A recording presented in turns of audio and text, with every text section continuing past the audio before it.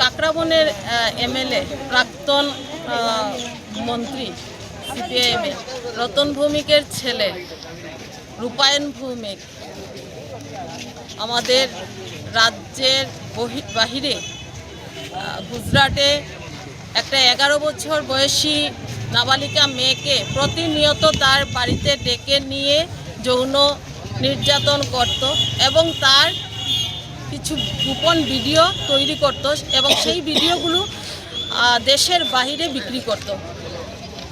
ইদানিংকালে আপনারা দেখেছেন যে ওকে গ্রেপ্তার করা হয়েছে এবং পরবর্তী সময়ে সে মেয়েটিকে প্রাণনাশের হুমকি দিয়েছিল, হত্যা করার পরিকল্পনা করেছিল।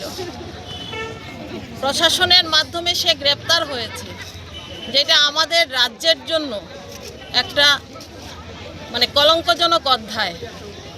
রাজ্যের নাম বদনাম করার জন্য বহির্রাজ্যে গিয়ে এখনও কর্মযোগ্য সিপিএম অধ্যুষিত যারা আছে, যারা বামফ্রন্টের সমর্থক, তারা এ রাজ্যে ক্ষমতা বদলের পর ভারতবর্ষের বিভিন্ন স্থানে গিয়ে এই ধরনের কার্যকলাপ করছে, যেটা আমাদের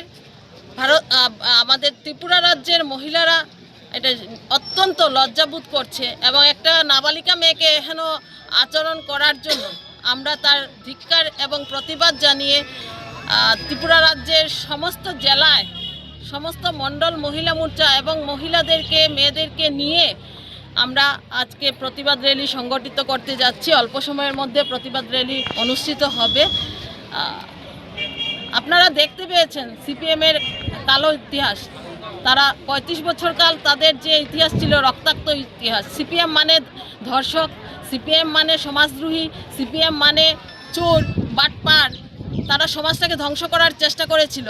বর্তমান সময়ে আমাদের রাজ্যে ভারতীয় জনতা পার্টি সরকার প্রতিষ্ঠিত হওয়ার পর নারী সুরক্ষা প্রদান এবং শিশুদের সুরক্ষা প্রদানের জন্য আমাদের মুখ্যমন্ত্রীজির নেতৃত্বে অনবরত প্রয়াস জারি আছে এবং সমস্ত দপ্তর সজাগ আছে, পুলিশ প্রশাসন সজাগ আছে।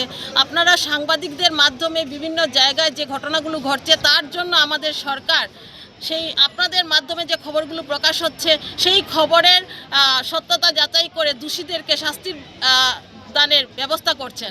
কিন্তু আজকের দিনে দাঁড়িয়ে আমরা সিপিএমের মন্ত্রী রতন ভৌমিকের ছেলে রূপায়ণ ভৌমিকের এহেন কার্যকলাপে আমরা ত্রিপুরাবাসী হিসেবে অত্যন্ত লজ্জিত, অত্যন্ত মর্মাহত।